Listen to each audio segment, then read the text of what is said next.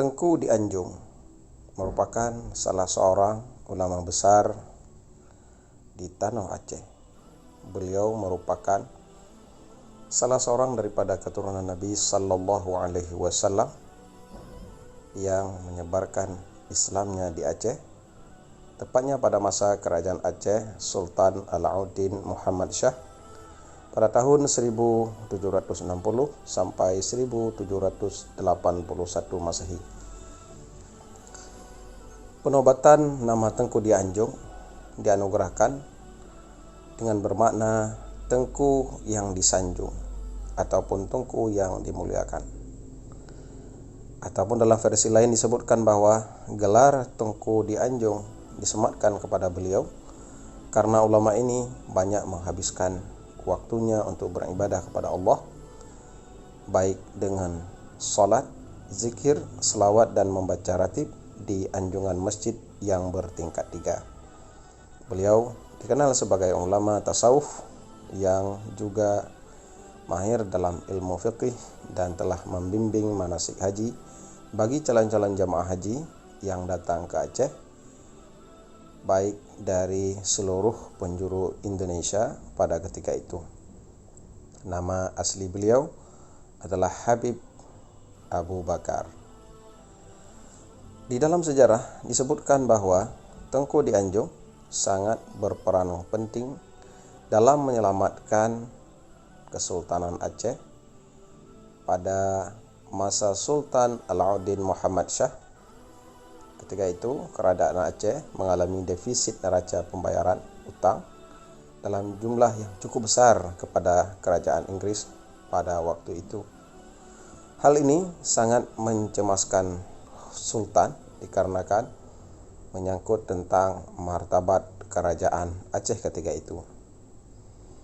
Maka pada waktu itu disebutkan bahwa sesungguhnya Sultan menyampaikan kesulitan yang dialami kerajaan kepada majelis kerajaan. Lalu majelis kerajaan tersebut memberikan pendapat kepada Sultan agar meminta bantuan kepada Tengku Dianjung. Saran tersebut diterima, kemudian dikirimlah utusan untuk menghadap Tengku Dianjung, di mana utusan itu juga membawa makanan-makanan untuk memuliakan ulama tersebut. Mengetahui maksud kedatangan daripada utusan Sultan, Tengku Dianjung menyarankan agar persoalan ini juga dibicarakan dengan Tengku Syekh Kuala, yakni Syekh Abdul Rauf As-Singkili, yang merupakan mufti kerajaan Aceh pada waktu itu. Namun Tengku Syekh Kuala yang merupakan mufti kerajaan Aceh menyatakan bahwa tidak mampu untuk membantu Sultan. Bahkan beliau kembali menegaskan bahwa permasalahan ini harus disampaikan dan diminta bantuan kepada Tengku Dianjung. Kemudian Tengku Dianjung pun bersedia dan meminta untuk disediakan beberapa buah goni dan diantar kepada salah satu tempat di pinggir Kurung Aceh, pinggir Sungai Aceh. Lalu semua goni itu diisi dengan pasir dan diangkut ke pantai Cermen Ulele. Kemudian hidangan yang dibawa oleh Sultan juga dikembalikan kepada Sultan, dan beliau memberikan satu syarat bahwa hidangan tersebut hanya boleh dibuka oleh Sultan sendiri. Rupanya kekeramahan beliau nampaklah nyata bahwa goni yang sebelumnya terisi dengan pasir dan bebatuan akhirnya berubah menjadi emas dan permata. Kemudian pasir yang juga dibawa ke pantai Cermen sudah berubah menjadi perak. Dengan logam mulia inilah Sultan Aceh mampu membayar utang kepada kerajaan Inggris pada waktu itu. Dengan demikian, martabat Aceh yang hampir saja luntur karena tidak mampu membayar utang tetap terpelihara dalam pandangan kerajaan Inggris Raya ketika itu. Nama sebenarnya daripada Tengku Dianjung adalah Al-Habib Said Abu Bakar bin Hussein bin Faqih Beliau ini merupakan ulama yang datang dari Hadral Maut, negeri Yaman, di mana Hadral Maut terkenal dengan banyaknya para wali-waliullah, juga banyaknya daripada keturunan Nabi sallallahu alaihi wasallam. Saudara yang dimuliakan oleh Allah, hari ini Masjid Tengku Dianjung yang terletak di Desa Pelanggahan masih banyak diziarahi oleh kaum muslimin, muslimat, baik dari Aceh, dari Nusantara, bahkan dari luar negeri.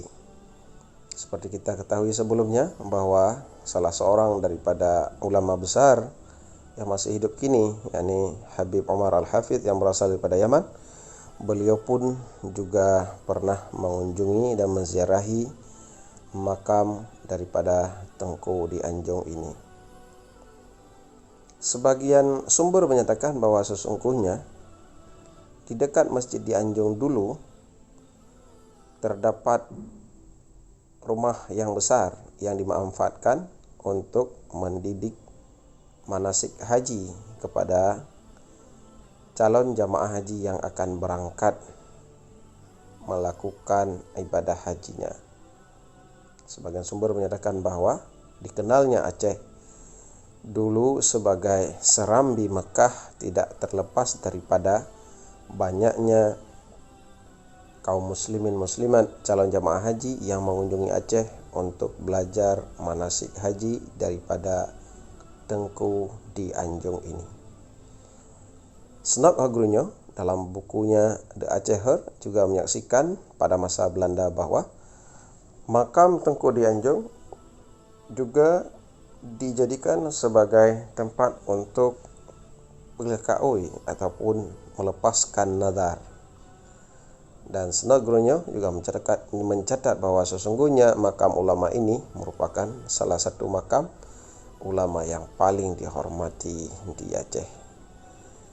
Semoga kita bisa mengunjungi makam beliau untuk bertabaruk, mengambil berkah, juga mengambil satu ibrah pelajaran bahwa sesungguhnya ulama itu sekalipun telah wafat kembali kepada Allah, tetapi manfaat mereka itu masih dirasakan kepada orang yang masih hidup.